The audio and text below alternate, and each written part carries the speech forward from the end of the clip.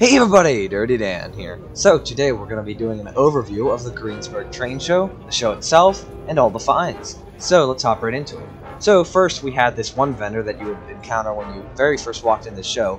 He had quite the selection, but his prices were a little high in my opinion. And although I did see quite a few people hovering around his table there, so I would have to think a lot of things were bought from his table, even though they were a bit priced highly. But yeah, you could see he had quite the selection. There was actually a few Riverossi pieces that I would have loved to have, but they were just way too highly priced. This fellow right here had quite a bit of O gauge as well as some HO stuff.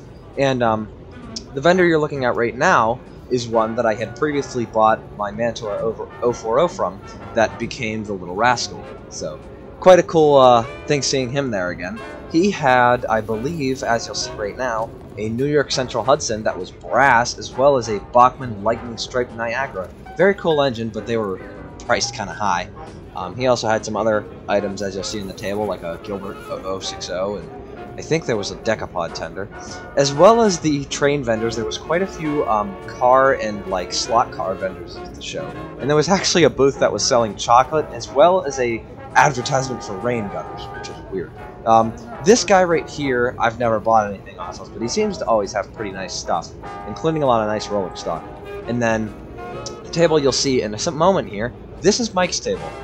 Mike is like one of my favorite vendors. I've known him for quite a few years now. He usually has some pretty good deals. So this next table I ended up picking only one item off of, and you'll end up seeing that later. But as you can see, he had quite a selection as well as some new in box sets. There was a Gilbert American Flyer set, and I believe he had some Penline sets, which was pretty neat to see. And coming up next, we'll see another vendor that I ended up buying a locomotive off of.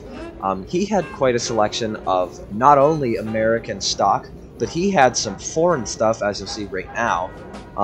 A very mixed bag at that table, I would say. There was an IHC 210-2 at the very back of the table that I almost asked about, but I ended up changing my mind kind of halfway through the decision. You can see he had a Taiko Railbox F9A, so that was cool. A nice Great Northern passenger set, but it was 130 bucks, so I decided to pass. You'll also see he had quite a selection of rolling stock, a Taiko floodlight caboose, some nice hoppers. I think there's a Bud RDC, that could be wrong. But yeah, his prices were reasonable, and he would negotiate very well, so nice guy. Now, this next table you'll be seeing is one which I didn't like too much because, well, the vendor actually had a Mantua 462 you'll see in a moment, or you might not, I don't know. It's kind of, I may have recorded it, I'm not totally sure. But he had it for $95. Yeah. And then now you'll get a bit of a scale for how big this show is, so it's kind of a big deal when it comes around. So that's why you'll see how much stuff I actually obtained for the show. So just some miscellaneous O gauge stuff. There was quite a few vendors selling parts, which was always nice if you're into that kind of stuff. But unfortunately, I'm not much into O gauge anymore, so it was of basically no interest to me. So, but yeah, quite the selection. You'll see some shells, tender shells, and then we came to this vendor who had a beautiful selection, just nothing I was genuinely interested in. I almost ended up picking up, I think it was a Bessemer Lake Erie Polio car off of the vendor here, but I decided to pass. It was just not my kind of thing. Well, it was my kind of thing, but I just didn't want it. You can see some Spirit 76 stuff, a Monon BL2, steel hauler, typical stuff, Line Gg1 So this next booth actually had a very unique N-scale display, which I thought was kind of neat. You'll see they had a Bachmann, possibly, 460 running in the inner loop. As well as, you'll see coming up in a moment, they had a Broadway Limited N-Scale T1, which I have not seen before. I didn't actually know it was a thing. So it was pretty cool seeing that, and it's ended up pulling a military train, which is pretty cool. And after we see this little passenger consist with the 460, you'll end up seeing the T1. It was a very beautiful engine. The setup here was a bit weird, but they did have some nice scenery. It looks like a lot of effort was put into it. I don't recall if they had a name or not, but you may be able to catch a glimpse of it. And there's that 460, just making its rounds. I can't really tell what road name it is, but very cool engine. And then here comes the T1, you'll see. And nice shot of the scenery there. You know, they did some nice scenery on that layout. So, yeah, check that thing out. Beautiful, beautiful engine. Along with all the military cars it had pulling behind it. I believe those cars you're seeing are troop-carrying cars. Not totally sure. Could be wrong there. Next up, the layout here. This is actually the same layout, but they had a unique little electric engine that I thought was kind of neat. So I ended up filming that. So as you see, we're going around with I think it's actually some sort of foreign piece. I don't believe that's American. Could be wrong. Correct me if I'm wrong. I'm not totally sure. But yeah, you can see they had quite a different, quite a variety of scenery. It looks like quite a few modular pieces that were ended up putting together. So it was very strange. Now this layout, unfortunately, was having some technical issues while I was filming it. So you'll see they had a Western Maryland RS3 that was pulling a string of boxcars that kept derailing. That's kind of what's going on. So I tried to get it on video, but it just didn't want to cooperate. Because of course, as soon as the camera comes out, you know, gotta act up. But yeah, the engine itself was beautiful, and it had a very nicely weathered string of cars behind it. And, it was the sort of weathering where it's not too much and it's not too little. So I really like this display. I got some better footage of it, which you'll see in a moment here. But the modular aspect of it is a lot less present with this one. So that's always something nice I like to see, because some certain modular layouts, like, it's way too jarring. Now this layout I actually found quite interesting because it had a unique engine that was running that for most modern displays I did not think I would see. So I thought it was kind of neat to see. Not only that, but the scenery on this layout was quite nice as well. There was quite a few people around there, so you'll see I was kind of stumbling around to try to get some better shots of it. And it was a bit unfinished. And you know, there's a few other layouts that weren't too finished around, but I still filmed them anyways because I wanted to, you know, get them on video. There's an Atlantic Coastline 060 that you might have seen. I believe that might be Proto. I'm not totally sure, but that thing was beautiful. You see, yeah, I'm zooming in on it. So think that's Proto. Could be wrong. Next up, you see it's got a little bit of a dock scene. Funny thing. If you know what I'm talking about. This vendor, I'll come back to in a little bit, but I actually ended up buying quite a few items off of him. He was cool. So there was this yard that had a singular Conrail switcher in it, which was always interesting. So yeah, very unfinished, unfortunately. But maybe next time I'll see a more finished layout. Don't know. And then coming up here in a moment, you'll see I ended up filming that locomotive I was talking about earlier. So here it comes. You'll see exactly what I was talking about. This is just a weird engine, honestly, to see on this kind of layout, especially considering they had that Proto 2000 060, and I believe it was not moving throughout the entire show. So there you go, Taiko 460 with some Jupiter cars. Very cool. This was the same layout earlier that was having the technical difficulties. I believe they had a name for that branch. I think I read something about it. I'm not 100% sure. Coming up in the background, you'll see they had a Pennsylvania Railroad torpedo K4 that was all streamlined and everything. In the back, you might barely... Yeah, there it is.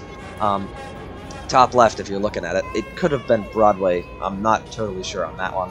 But it was a very nice set. I wish I would have filmed it a little more, but yeah, you know. So they had this Conrail GP38, could be wrong there, that was idling. And then to the right was that section before I was filming that had the malfunctioning RS3. This is that same vendor I was talking about earlier. Look at all the items he had for sale. Quite a selection, and they were all fairly priced. So this is another nice display that I really liked. I believe this is the same one had the Union Railroad equipment. And coming up here, you'll see a Baldwin engine leading a nice freight consist. Don't see too many Baldwins around, so it's always nice to see those. I know I have a friend who really likes Baldwin engines, so there you go. And then coming up, I believe you should see there's the Union Railroad engines, as well as the little Caboose. And I believe there's some Union Railroad gondolas behind them. This layout was quite nice. Then there's this RS3. I didn't get much footage of it, but it was lettered for some sort of scenic railroad. It could be non-prototypical, could be prototypical. Didn't get that close of a look at it. But if anyone knows anything about it, let me know. So this back sectional layout, I wish I would have filmed more, because there was more scenery down that way that was cool, but I ended up not filming it. This layout had a very cool 210-2 running on the outside loop. weirdly, they had scratched the lettering off the tender, which I thought was quite strange, but I don't know. Not me. And then coming up here soon in a moment, you'll see down there there's a passenger train that, unfortunately, as soon as I got it to film, the engines derailed. Or no, it wasn't the engines, but the train behind it derailed. It had a leading pre-war K4, and behind it there was a post-war K4. Not sure who manufactures those. I'm no N-scale expert, but you should see them in a moment. Of course, it would have been fantastic if it would have just cooperated, but it literally stops right in front of my camera. You'll see they stopped the train. It was a double header because, you know, double head it, restore it, and run on the main line, blah blah blah. So, as you'll see in a moment, in the very back of the train, you'll see the derailed car. So, funny stuff. And then they had this logging display, which was neat. And then coming up here in a moment, you'll see there, I think it may have been a staging yard, I'm not totally sure, with a Reading Heritage unit there, with a matching Reading Caboose, which I thought was neat, which I kind of skimmed over. There was this oil refinery of sorts, I believe, and that was about it for this layout. Moving on, this is my favorite layout at the show, period. This layout not only has the most friendly people that run it in the world, but the old gentleman that, I think is like maybe the main head of the display, is the nicest guy you will ever meet. He is just such a great guy. He makes the display is so interactive, it's constantly crowded with people. You'll see me walking past to try to get a better shot of it. They had a circus engine at the bottom loop, and then on the upper loop they had a Baldwin engine. So, very interesting selection of locomotives and rolling stock. It's all S-gauge too, and I believe the layout was called S-gauge the ideal size or something like that. I never paid attention to it because I was always fascinated by all the accessories and stuff they had gotten on the layout. But actually, the gentleman you're seeing on screen with the yellow shirt on, he is the gentleman I was talking about earlier. Fantastic guy. If you ever see the display, make sure to say hi to that guy. Great guy. So, fantastic display. And if you see all the buttons, you can activate certain stuff. There's an auto train that was new in the box I saw for $140. Very cool, but I have no spare $140, so unfortunately I could not pick that up. Would have loved to have it though. This vendor had quite a few engines, just nothing that piqued my interest, honestly. So, kind of skimmed by. Had some foreign stuff as well. So, and then to end it all off, here's the last footage I got from this day at the show. So now let's have a look at all the stuff I found. I figured I'd put this first, as this doesn't fall into any distinct category. I ended up picking up a green measuring and cutting mat, which I've always wanted, and I think that kind of marks a bit of a professional look now, as well as this very nice wooden display track. I may use that for something in the future, but I thought it was nice, so I picked it up. Starting off with the rolling stock, I ended up picking up 4 of these Rock Island Bankruptcy Blue hoppers. They were all for 20 bucks, I thought it was a pretty good deal, so there they are. Next up, I ended up picking up this Illini Central Gulf Caboose made by Taiko. Been missing one of these for a while, and finally got my hands on one. Next up, I ended up getting gifted this kit here, which actually still has all the pieces inside, as well as a bunch of vintage Varney boxes and a John English box. Very cool. Next up, I ended up scoring this little caboose here for $5, which I thought was a nice deal and pretty cool caboose, so I picked it up. All of these cars that you're about to see came from the exact same vendor for a total of $60. It includes, I believe, 5 Bessemer hoppers, one of which is actually operating, which I think is very cool. A Bessemer Boxcar, which you'll see at the very end. A Virginian hopper, a Western Maryland hopper, 4 Pensy hoppers, and I believe that's it. So check them out.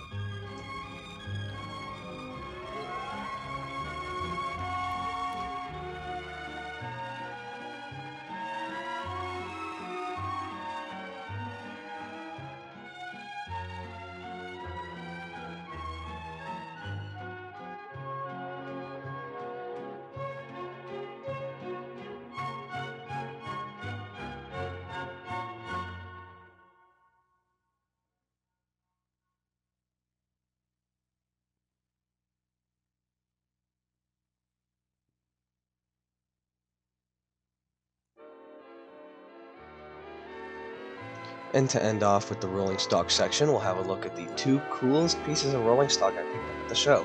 Both of these were acquired from a man by the name of Bob for $50, who I actually became quite a good friend with after talking to for a while.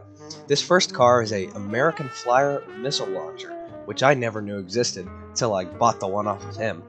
And along with it came the highly desirable radioactive waste car made by Lionel. So, two very unique cars that will definitely get their own videos in the future.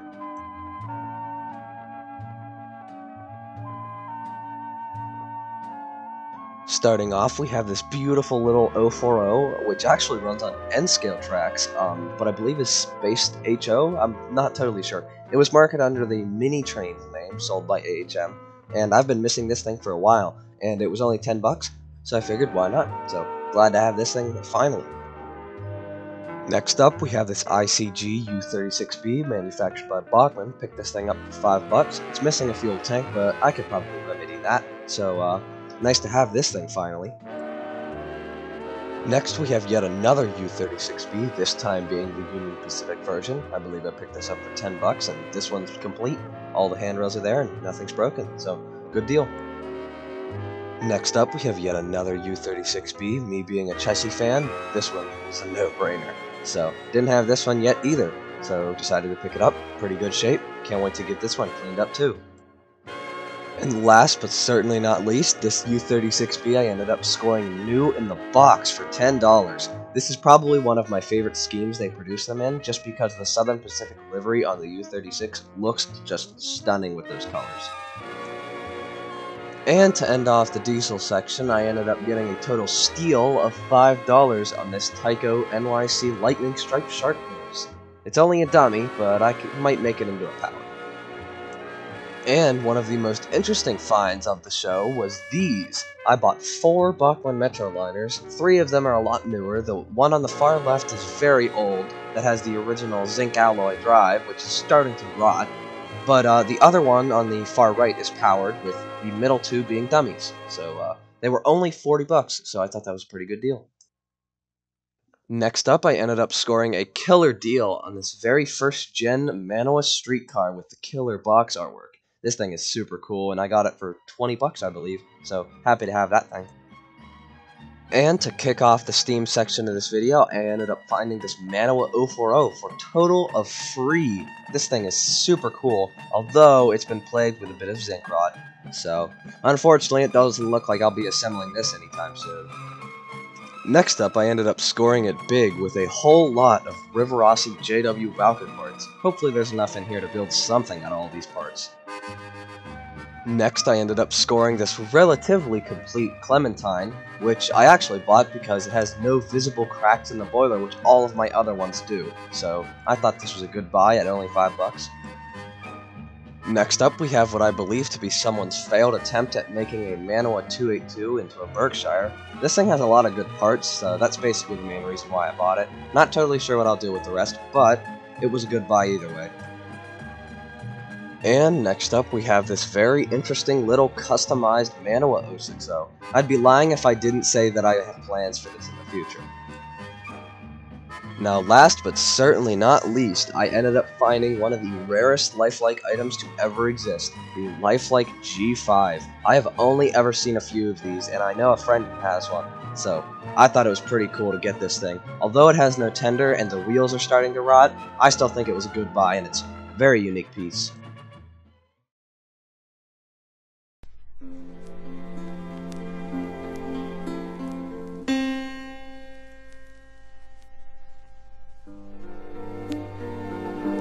Haha, you thought, genius. That's right, I went back to the show on the second day, and well, I'll say I found some cool stuff. And for this portion, I'll just let you guys enjoy the show.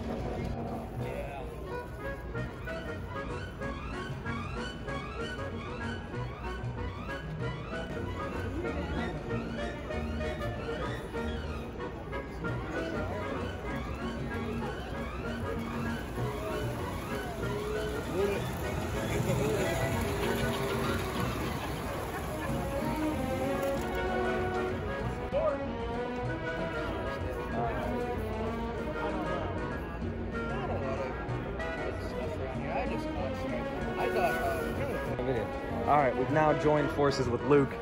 Yeah. So, we're gonna go try to buy this coal loader. So.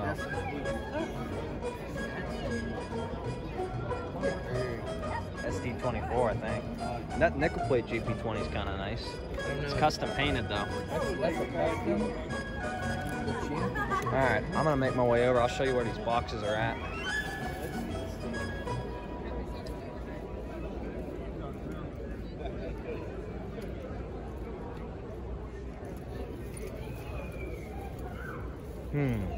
Gotta think about it. Alright. Yeah, let's go for now. I don't remember everyone's fucking names. I got this too. Oh, 350. Oh, fuck it. That's 2 blocks. That's Too much? yeah, but look at. Come out. You gotta be here. You gotta be traveling. That thing is beautiful. No one can change my mind. What?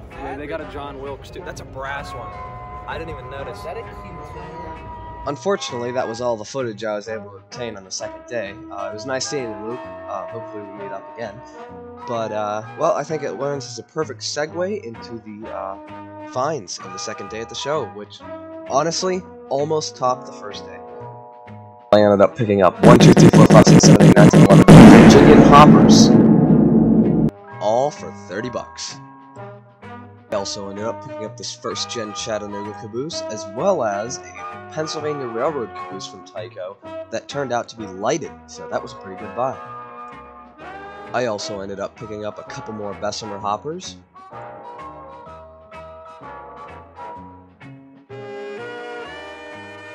I also ended up finding a Taiko Railbox Boxcar, which was the last variation I needed to complete my set of all the variations. I also ended up picking up one of these Lionel HO Cop and Bandit cars, which I thought was really neat, as well as an American Flyer Explosives Boxcar, which I have not seen many of. I then picked up this Illinois Central Gulf U36b, which I had bought one the previous day, but this one is in much better condition. Although it's a dummy, I might use the parts from the other one to power it.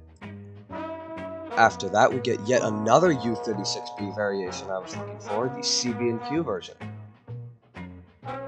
And finally, we have ourselves looking at the second best find of the show, the Line Gg1 that I scored for a whopping $20. Unfortunately, it's missing the pantographs, but I think I can remedy that if I find some in the future.